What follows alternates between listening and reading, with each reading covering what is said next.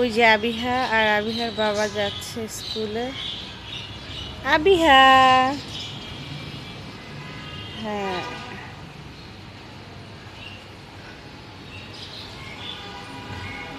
কিছু কিছু দিন আছে যে একদমই কোনো কাজ করতে ভালো লাগে না। তো আজকের দিনটা হচ্ছে সেরকম, এত ক্লান্ত, এত টায়ার্ড লাগতেছে যে কোনো কাজ করতেই হচ্ছে মন চাচ্ছে না।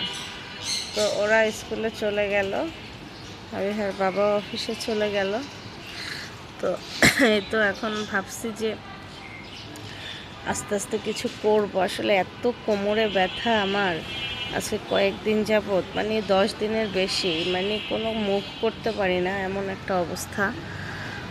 তো এখন আস্তে আস্তে একটু করে হালকা কাজ একটু আগাতে হবে, কারণ এরপরে হচ্ছে 2 জন উঠে গেলে, 2 বাবা একসাথে ঘুম থেকে উঠলে আর হচ্ছে কিছুই করতে পারবো না।